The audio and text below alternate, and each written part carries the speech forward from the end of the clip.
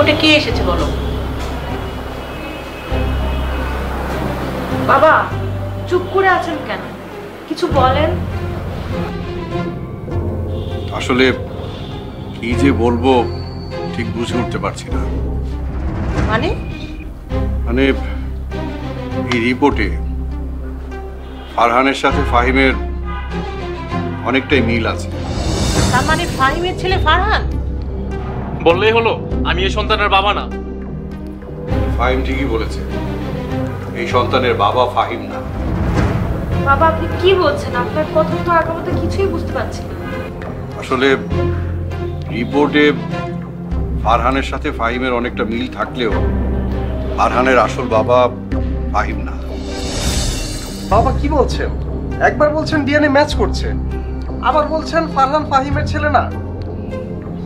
আজকাল বাচ্চা কাচ্চা লালন পালনের যে খরচ আর দায়িত্ব, সেটা একজন বাবার পক্ষে সামলানো কঠিন। ভালোই হয়েছে ফাহিম, তুই যৌথভাবে বাবা হয়েছিস। আমি কি করব, এই রিপোর্টই তো আমাকে কনফিউজ করে দিচ্ছে। বাবা আপনি তো ব্যাচ না ছাড়িয়ে আরো ব্যাচ বাড়িয়ে দিচ্ছেন। আমিও তো এই রিপোর্টের কিছুই বুঝতে পারছি না ক্লিয়ার। হতে পারে অর্ধেক ডিএনএ আমার।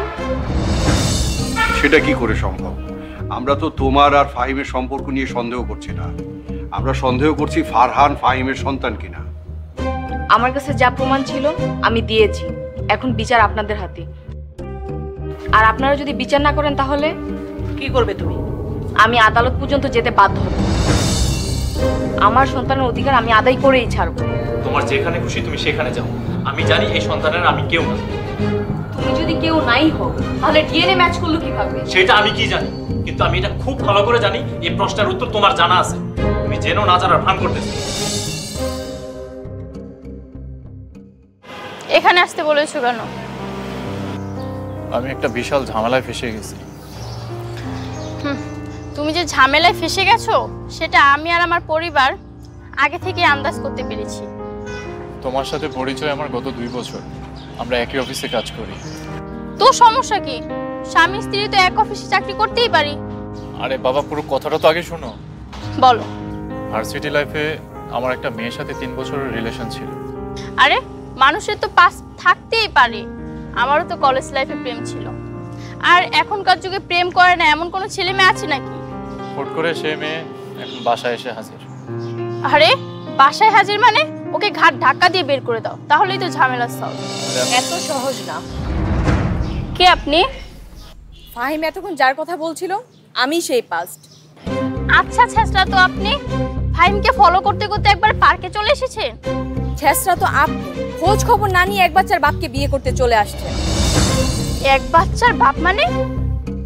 উনি তো আপনার স্বামী হওয়ার আগে এক বাচ্চার বাপ হয়ে বসে আছে, কয়দিন পরে ওনার বাচ্চা হাঁটতে শিখবে। ফাহিম এই মেয়ে কি বলছে এসব? বিশ্বাস করো ওই বাচ্চা আমার না।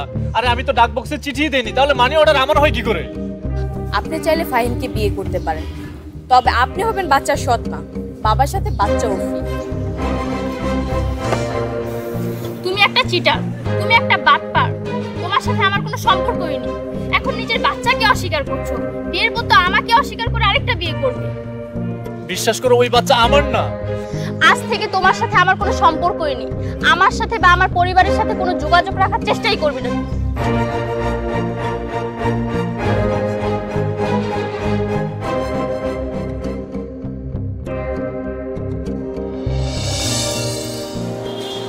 আমার লাইফটা জাহান্নাম বানিয়ে দিয়ে এবার তুমি খুশি?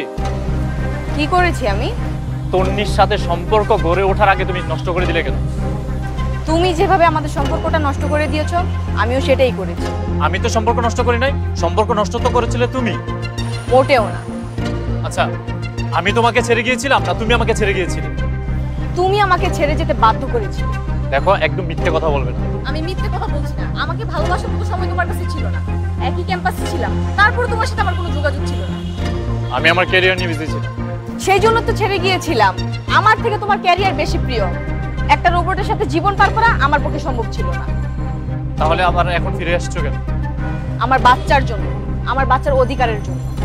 তুমি খুব ভালো করে জানো যে এই বাচ্চার বাবা আমি না। সেটা সময় হলেই জানা যাবে। ভালোবাসা না থাকলেও তোমার প্রতি আমার একটা রেসপেক্ট ছিল, আজ সেটাও নষ্ট হয়ে গেল। তুমি একটা চরিত্রহীন মেয়ে। আমি আজ বুঝতে পেরেছি সেই দিন তোমার সাথে ব্রেকআপ করে আমি কোনো ভুল সিদ্ধান্ত নেই।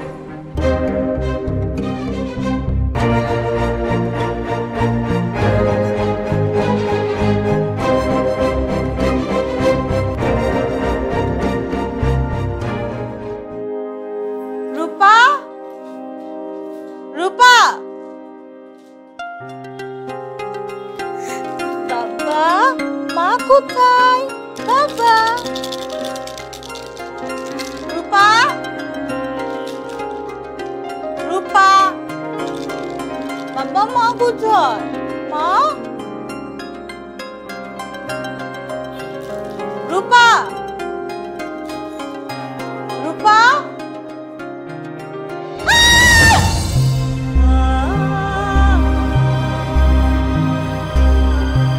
আমি কিছু টেস্ট লিখে দিচ্ছি, ওগুলো করিয়ে এনে আমার চেম্বারে দেখা করবেন। সিরিয়াস কিছু? এখনই কিছু বলা যাচ্ছে না, রিপোর্টগুলো হাতে পেলে বুঝতে পারবেন। কতদিন থাকতে হবে হাসপাতালে আমাদের? দেখুন, রোগীর কন্ডিশন ভালো হলে বাসায় নিয়ে যেতে পারবেন, আর যদি অপারেশন করা লাগে সেক্ষেত্রে সপ্তাহ 2 লাগতে পারে।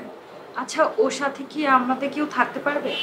ওনার শরীর খুবই দুর্বল, ওনার সাথে কেউ না থাকলে উনি তো চলাফেরাই করতে পারবেন না।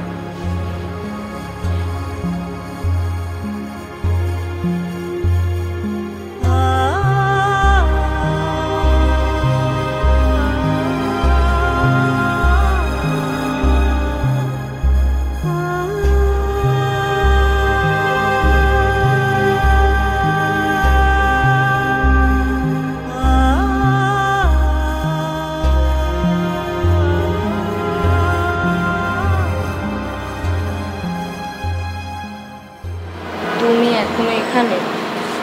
পাশে যাও। মা আর ভাবি সন্ধ্যা পর্যন্ত ছিলেন, ডাক্তার বলল কেউ একজন রাতে থাকার জন্য।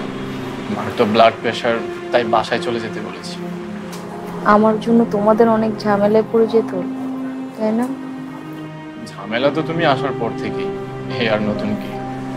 হাসপাতাল থেকে রিলিজ হলেই আমি বাড়ি চলে যাব, তোমাদের পরিবারকে আর বিরক্ত করবো না। তোমার ইচ্ছে? ফারহান কোথায়? ও তো বাসায়, মা আর ভাবির কাছে। আমাকে এক গ্লাস পানি দিতে পারবে? খুব তৃষ্ণা পেয়েছে। তুমি তো সকাল থেকেই ঘুমাচ্ছ, এখন পর্যন্ত কিছুই খাওনি। স্যুপ আছে, স্যুপ দেবো? দাও।